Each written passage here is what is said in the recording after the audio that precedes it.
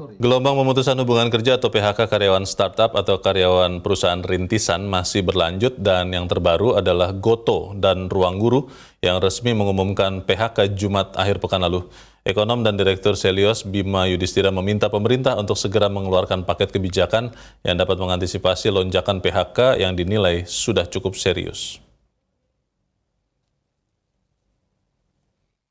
Pemerintah harus cepat mengeluarkan paket kebijakan dalam mengantisipasi lonjakan pemutusan hubungan kerja atau PHK karena gelombang PHK yang terjadi sudah cukup serius dan dikhawatirkan dapat merambah lebih jauh ke sektor-sektor penting. Direktur Center of Economic and Law Studies Selios Bima Yudhistira saat dihubungi media mengatakan pemerintah tidak bisa meremehkan keadaan sekarang dan diharapkan segera punya paket kebijakan.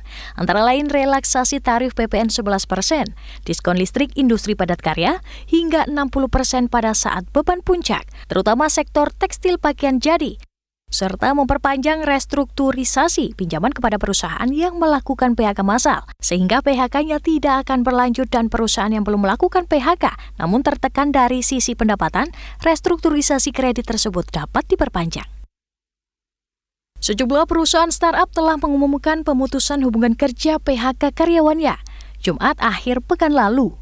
Gotoh resmi mem-PHK 1.300 karyawan atau sekitar 12% dari total karyawan tetap grup Gotoh di semua negara tempat perusahaan beroperasi, yakni Indonesia, Singapura, Vietnam, dan Thailand.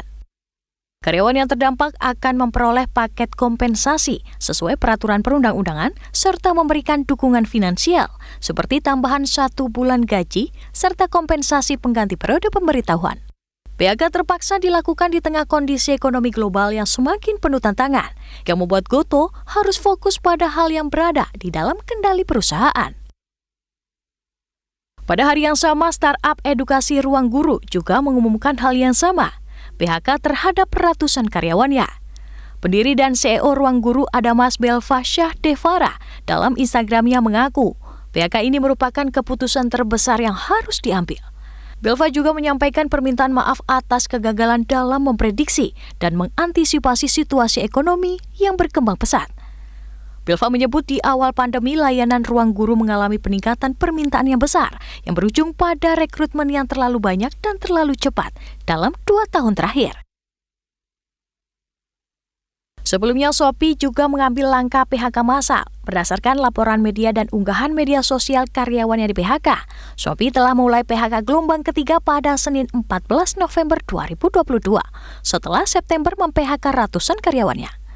Sebagian besar karyawan yang di PHK berasal dari divisi sumber daya manusia dan pembelajaran dengan pengembangan. Tim Liputan, MGN.